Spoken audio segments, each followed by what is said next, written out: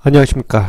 주식시장의 큰 방향과 그림을 제시해드리는 러펀드 증시 토크입니다. 자, 오늘 정말 더운 날씨입니다. 월요일부터 해서 또다시 폭염이 이어지고 있는데요. 좀 기운이 없습니다. 예, 좀 폭염이 멈췄으면 좋겠는데 말이죠. 자, 여기에 또 기운을 조금 더 떨어뜨리는 이야기가 있죠. 자, 주식시장이 오늘 아침에도 또다시 제법 큰 폭의 하락세를 만들고 있습니다. 자, 그러다 보니까 오늘 아침에 투자 심리가 개인 투자자 중심으로 해서 크게 흔들리고 있는 모습을 SNS상에서 확인할 수도 있었습니다.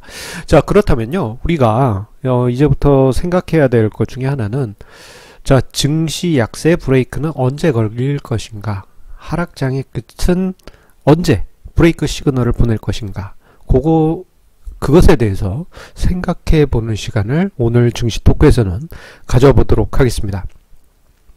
자, 증시가 본격적으로 하락한 시점을 생각해 보면요, 지난 6월 중순 북미회담 이후 이제 약세가 스몰캡 중심으로 해서 크게 나타났지만 그 이전부터 해서 조짐은 있어 왔죠.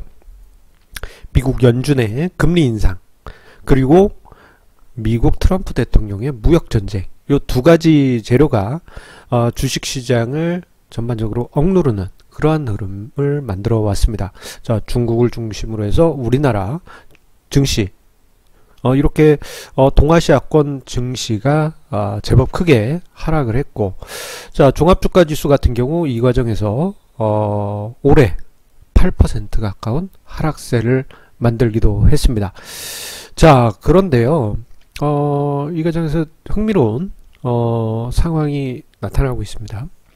주가지수는 어쨌거나 약세 흐름인데, 그거 말고 다른 관점에서의 그 어떤 금융시장 지표를 보게 되면요, 바로 달러 인덱스, 달러 가치가 지난 봄 이후부터 해서 급격하게 상승세를 보이고 있다는 점, 그리고 위안화 가치가 그 전부터 해서 급격하게 약세, 즉 달러 위안 환율이 급격하게 상승한 그러한 흐름이 그 전부터 해서 나타나고 있습니다.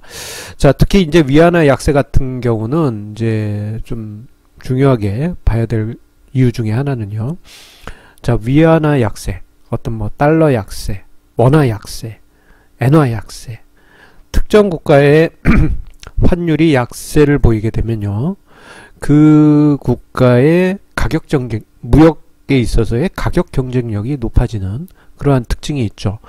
자, 그렇기 때문에 위안화가 약세로 간다 한 얘기는 중국 입장에서는 가격 경쟁 측면에서 수출하기가 용이해졌다라는 그러한 측면으로도 해석될 수 있기 때문에 트럼프 대통령이 이에 대해서 불쾌하게 생각한다라는 그러한 발언을 했고, 자, 그리고 이제 문우신 미국 재무장관도 중국의 위안화의 조작 여부, 조장이라고 잘못 썼네요. 예, 조작 여부를 검토하고 있다라는 그러한 발언이 있기도 하였습니다.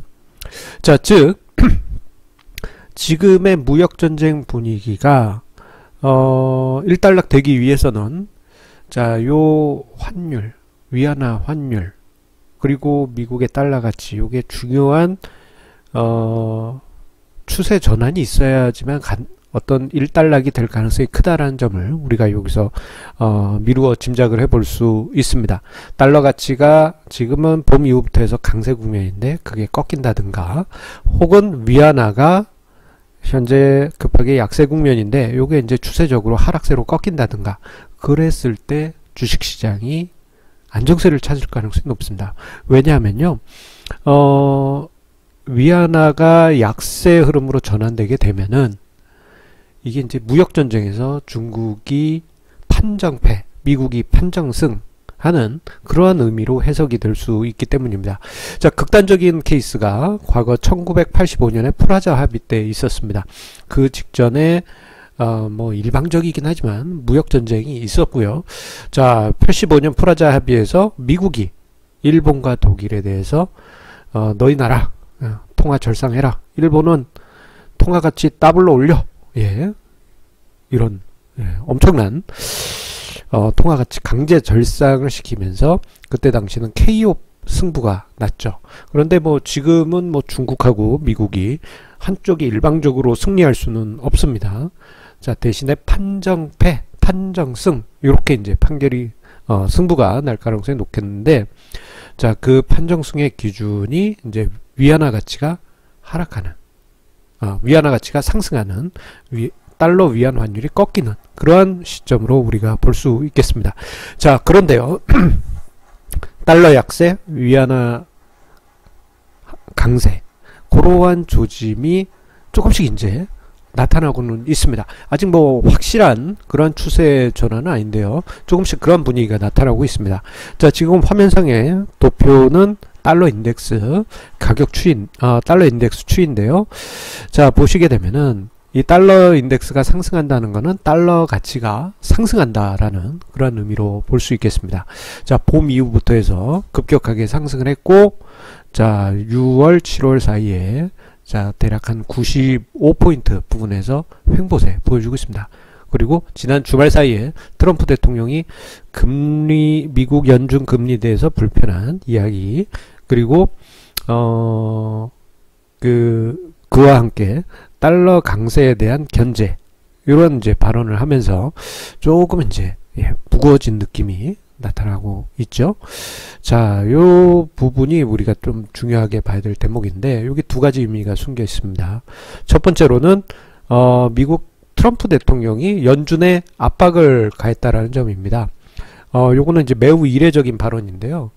어떤 발언이 있었느냐? 트럼프 대통령이 미국 연준의 금리 인상에 대해서 불편하게 생각하고 있다라는 발언이 있었죠. 예. 미국 대통령은 중앙은행인 연준에게 어떤 정책적인 압박을 가하지는 않습니다. 그래서 연준이 미국 행정부와 독립적으로 통화정책을, 금융정책을 펼칠 수 있게 그렇게 이제 자율권을 주고 있어요. 근데 미국 대통령이 립 서비스였지만 압박을 가한다라는 것은, 자, 이 어떤 그 연준의 자율권에 대해서 좀 제재를 가하려고 하는 그러한 양상으로 비춰질 수 있는 것이죠. 자, 요 뭐 대통령이 연준에 그렇게 압박을 가할 수 있는 거 아닙니까?라고 생각할 수도 있지만, 이게 이제 미국의 연준의 독립권을 주는 것에 대해서 이거는 이제 미국의 전통이었고, 그리고 모든 미국 행정부, 역대 대통령이든 누가 됐든 중앙은행이 저금리로 가기를 원합니다. 그렇기 때문에 압박을 가하면요, 중앙은행은 저금리로 유지될 수밖에 없어요. 그렇기 때문에 여기 자율권을 줘야 됩니다. 어떤 행정부든 정책을 펼쳐서 과열조짐, 경기가 과열조짐이 있으면 중앙은행이 좀 통제를 해줘야 되기 때문입니다. 자, 그런데 여기에 이제 압박을 가했다. 요거는 이제 일본의 아베노믹스 초기에 일본 중앙은행을 아베 총리가 자기의 구미에 맞는 인물로 바꿨다라는 그런 평도 있었는데, 그러한 극단적인 상황과 어느 정도 느낌이 비슷하죠. 자, 어쨌거나 그 효과로 인해서 지난주 후반에 미국의 단기금리가 일단 주춤하는 그런 흐름이 나타났고, 장단기 스프레드도 다시 확대되는 그러한 좀 흥미로운 모습이 나타났습니다. 자, 어쨌거나 달러 강세는 일단 어느 정도 브레이크가 걸리려고 하는 그러한 상황입니다. 뭐 아직 추세가 이렇게 있다가 천정을 이렇게 만들고 완전히 꺾인 건 아니지만, 일단 천정을 만들면서 방향을 잡으려고 한다는데 의의를 둘 수 있겠습니다. 자, 그리고 우리가 봐야 될 게 이제 위안화 환율입니다. 달러 위안 환율인데요. 자, 지난 봄부터 해서 달러 위안이 급격하게 상승을 했습니다. 자, 이렇게 급격하게 상승한 데는 뭐 여러 가지 이유가 있겠습니다만, 미국의 금리 인상 속에서 이머징 마켓에서 자금이 이탈하는데 중국 쪽에서도 자금이 이탈하니까 위안화 환율이 상승했다, 이러한 분석도 있습니다만, 자, 이 미국의 트럼프 대통령과 문우신 재무장관 같은 경우에는 요게 중국이 환율 조작을 했다라고 평가를 하고 있죠. 자, 어쨌거나 그런 그 견제가 있은 이후 한 며칠 정도입니다만 위안화가 잠깐 살짝 고개를 숙이고 있습니다. 자, 아직은 위안화 추세가 상승 추세, 즉 위안화 약세 국면이 지속되고 있어요. 그런데 이 추세가 확실히 꺾여서 이게 대충 추세선을 그어봐도 그 추세를 하향 이탈했다라는 모습이 확연히 나타나게 되면은 무역전쟁에서 중국이 일단은 판정패 했구나, 그렇게 볼 수 있고, 그렇게 될 경우에는 글로벌 금융시장이 전체적으로 일단은 안정권에 접어들 수 있습니다. 미국하고 중국이 체면이 있기 때문에 노골적으로 비난하거나 전쟁을 한다든가 그러한 형태는 아니겠지만 서로 일진일퇴 속에서 위안화에서 그러한 승패의 그림이 나타날 수 있는 것이죠. 자, 그렇기 때문에 지금 보게 되면은 위안화가 일단 아직 추세는 살아 있습니다만 향후에 달러 위안 환율이 하락세로 꺾이면서 6.6 수준 이하까지 내려간다면은 추세가 돌아섰다, 그렇게 우리가 볼 수 있겠고, 이제 그쯤 되면은 시장이 안정세를 보일 가능성이 매우 높습니다. 자, 그리고 마지막으로요. 자, 오늘 같은 경우 코스닥과 스몰캡 낙폭이 유독 컸습니다. 자, 오늘 시장 보면은 중국 시장 안정세고 바닥 잡아가고 있고요. 한국 종합주가지수 같은 경우도 장중에 낙폭이 있었습니다만 양호합니다. 바닥을 잡아가려고 하고 있어요. 하지만 코스닥과 스몰캡 소형업종 지수는 제법 깊은 하락세 속에 코스닥 시장은 3% 가까이 하락했습니다. 좀 상황이 종합주가 지수하고는 완전히 다른 그런 분위기다 보니까 투자 심리가 붕괴되는 그런 모습도 나타나고 있습니다. 자, 왜 이런 모습이 나타났냐? 지난주에도 여러 번 언급드렸습니다만, 자, 신용융자 잔고가요, 일단 어느 정도 10조 원 수준까지 줄어들어야만 되는데, 되려 지난주에 시장 약세 속에서도 오히려 신용융자가 늘어났습니다. 자, 이 의미는요, 자, 우리가 상처 속에서 이제 고름을 한번 쫙 짜냈어요. 근데 요 안에 고름이 하나 더 있는데, 요걸 짜내면 이제 상처가 아물어가는 단계가 될 겁니다. 하지만 그 상처 뒤에 신용융자가 또다시 쌓이면서 또 다른 고름이 쌓이게 된 것이죠.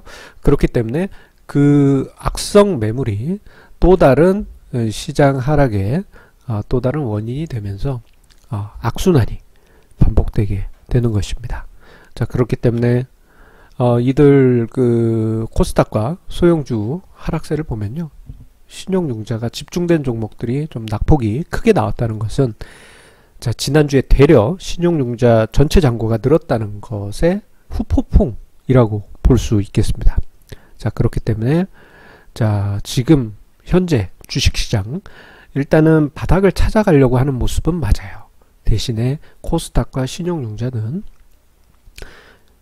코스닥과 스몰캡은 신용융자가 줄어들기까지는, 충분히 어느 정도 줄어들기까지는 종합주가지수보다는 조금 더 무거운 흐름이 나올 가능성이 있다라고 볼 수 있겠습니다. 자, 마지막으로 결정적인 시장의 브레이크는, 자, 달러 위안화 환율이 하락 추세로 전환됐을 때 있다라는 점 기억하시면서, 자, 이번 주 증시 맞이하시기 바랍니다. 자, 날씨 많이 덥습니다. 자, 힘내시고요. 화이팅 하시고, 자, 항상 강조드립니다만 우리 시청자님의 좋아요 그리고 구독하기 저에게 큰 힘이 됩니다.